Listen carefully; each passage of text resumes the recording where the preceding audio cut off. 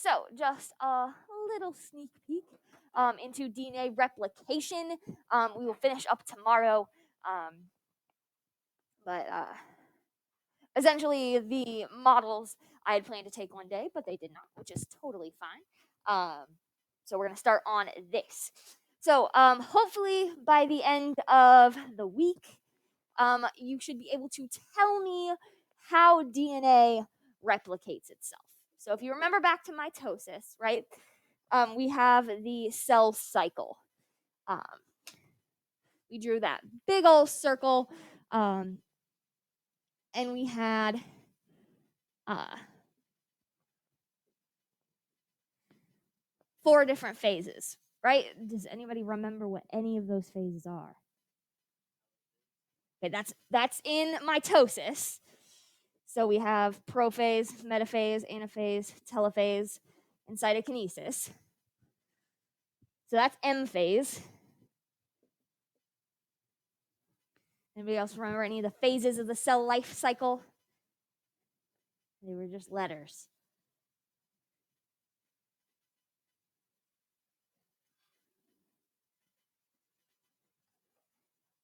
G1, S, G2, M.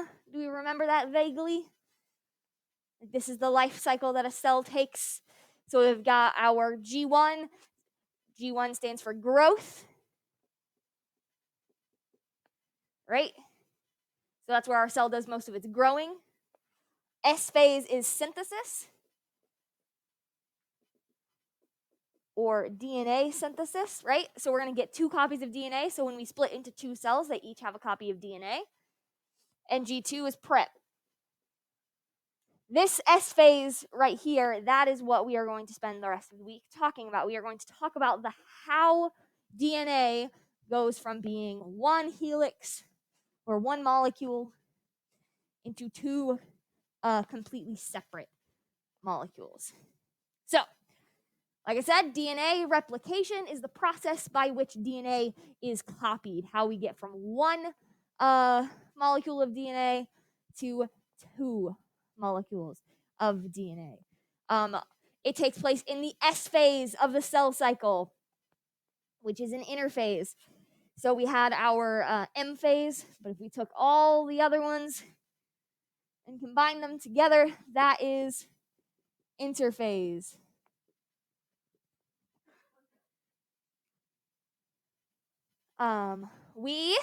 You don't have to write the last sentence on that PowerPoint, just the first 2.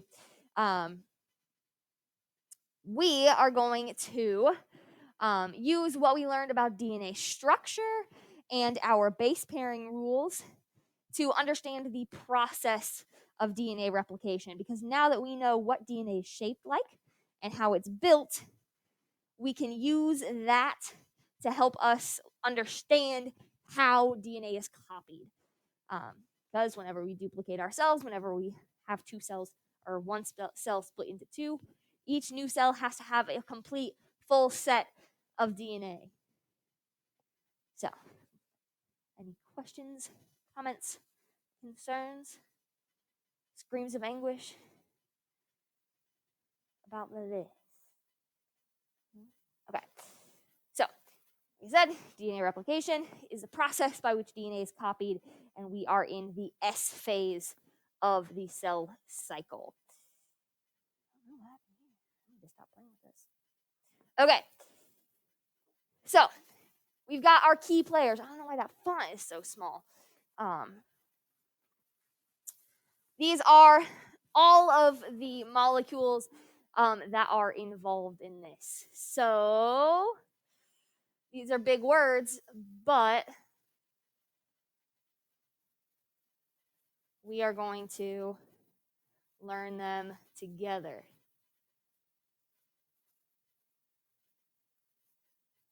Okay. So, DNA polymerase is our first big and probably the most important enzyme in DNA replication. DNA polymerase. Can we say that together? Don't even mess with the DNA, just say polymerase. Polymerase. Ready? No, it's 9 a.m., but we can do it. Say it together on 3. 1, 2, 3. Polymerase. I got one of you. So DNA polymerase and DNA helicase. Helicase, if you know how to say helix, like double helix, it's the same sound. DNA polymerase and DNA helicase are both proteins.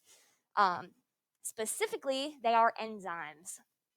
Enzymes are special proteins that help carry out functions, and they are the main players in DNA replication. So, DNA polymerase and DNA helicase. A lot of people get these mixed up, and they can be confusing. But we're going to try to keep them straight and figure out what they do. We've got a supporting cast. So if DNA polymerase and DNA helicase are our lead roles, DNA ligase and DNA primase are our supporting cast. They are also enzymes because all enzymes end in that ASE, right? Polymerase, helicase, ligase, primase. If something ends in ase, it is a enzyme. So we need these enzymes because DNA can't replicate itself. All it is a storage system. So if DNA is like a flash drive, right? We want to copy that flash drive. We need something else to help do that. We need to plug it into a computer, plug what the other one into to do the transfer thing. DNA only stores information, so it relies on proteins to do the replication. So, DNA polymerase, DNA helicase, DNA ligase, or DNA primase are our main actors in the process of DNA replication.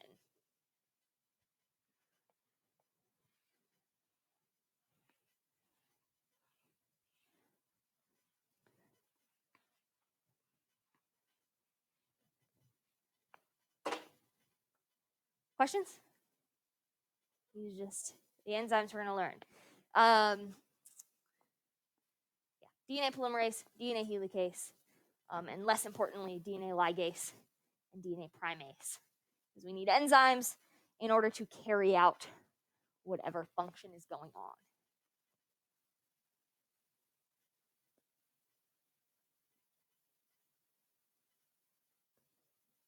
I'll just keep staring at me and we'll make you say more words. So, cool? Okay. Step 1 is the unzipping. So this is where DNA helicase comes in.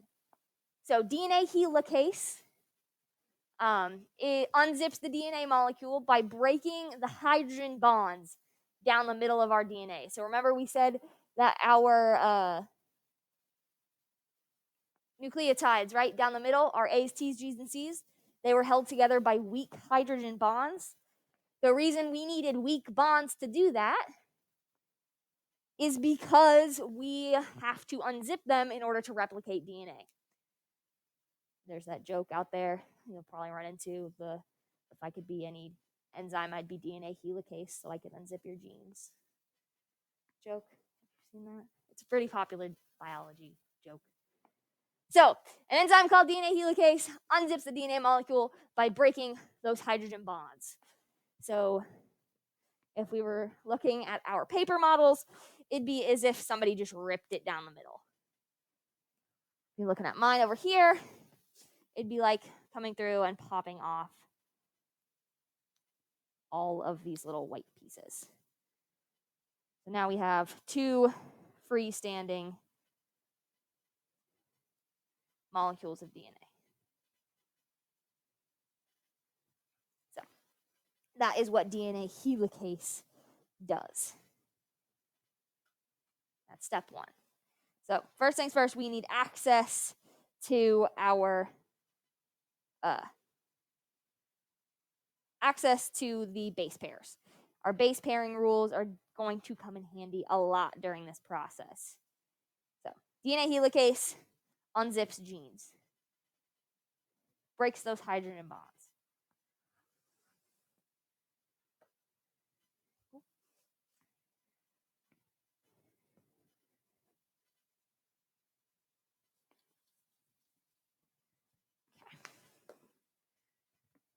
Step 2 is where our supporting cast comes into play. We need a primer.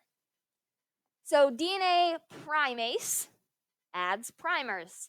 Enzymes are pretty literal in their definitions. So helicase broke that helix in half, and primase adds primers. So later on in the process, we need DNA polymerase to start doing the actual replicating, but it doesn't know where to start. It looks at a big unzipped DNA molecule and gets really overwhelmed. It needs directions to say, okay, start here. Those directions come from little pieces of DNA called primers, or little pieces of RNA called primers. And those primers are attached with an enzyme called primase. So if we have this unzipped DNA, our helicase would be right here, right? This would be our helicase. And our primase would just add this little bitty primer right here. So we've got our big DNA molecule, we've unzipped it, and now we are adding a little bit of DNA on there just to get DNA polymerase started.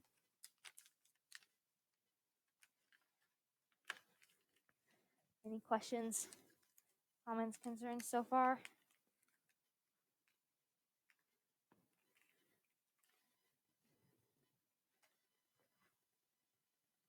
Okay, so DNA helicase has done the unzipping. DNA primase is getting us ready for the main event.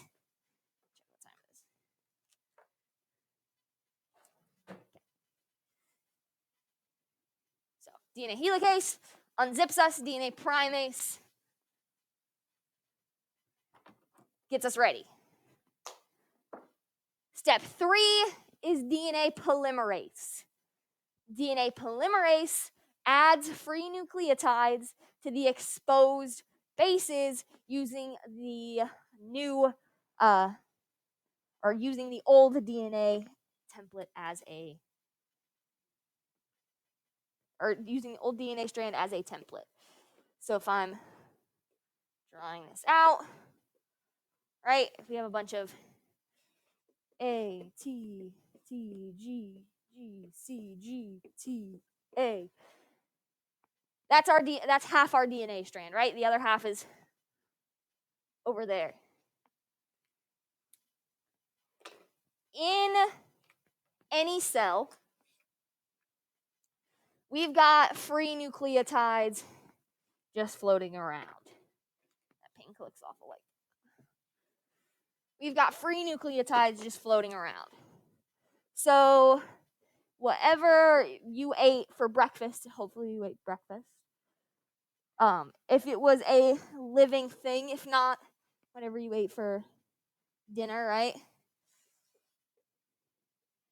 It had DNA in it, right? Not useful DNA. We're not going to make the DNA of whatever we ate. But we're going to break it down so we can have the parts. Break it down for spare parts. Those spare parts, DNA polymerase, will grab and add to our template strand. So DNA polymerase says, okay, that's an adenine. What matches with adenine? What goes with A? Thymine. T. What goes with T? A. Yes. Okay.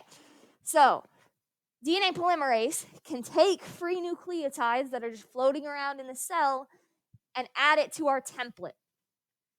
So what matches with G? What matches with G again? What goes with C? G, T, A.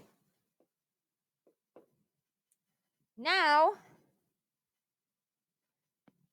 we have a new complete strand of DNA. What's really cool is if you think about it, if one of your cells replicates, because your cells are replicating all the time, it's going to use pieces of the DNA from the food that you ate to build your DNA. You are literally made of the parts of the food that you eat. You are what you eat, quite literally. The DNA of your cells is made up of free nucleotides that you have recycled from other portions of DNA, which I think is super, super, super, super cool. So, if you look at this image right here, we've got our primer that tells DNA polymerase where to go. DNA polymerase is going to be this box right here, and it's going to match our template strand and make a new strand.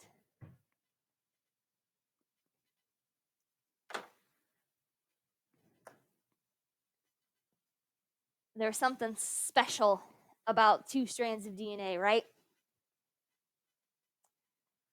Said they're not parallel, they are anti-parallel.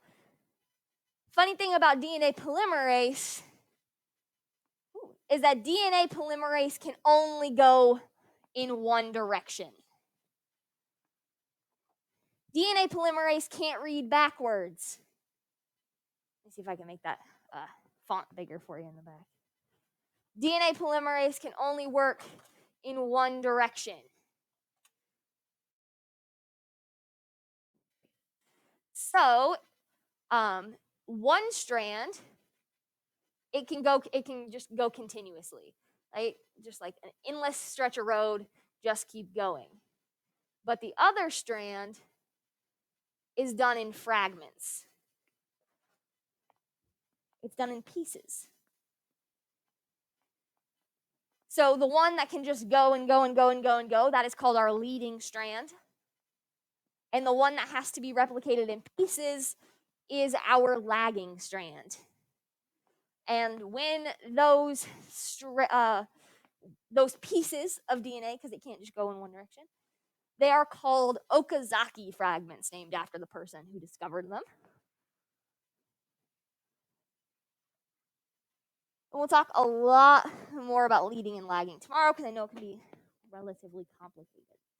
So remember I talked about the primes, or the directions, the 3 and 5, when we talked about DNA structure, how one strand goes 3 to 5 and the other strand goes 5 to 3. DNA polymerase can only go 3 to 5. So if this strand of DNA is 3 to 5, it can just go, go, go, go, go, go, go, go, go. But if this strand is 5 to 3,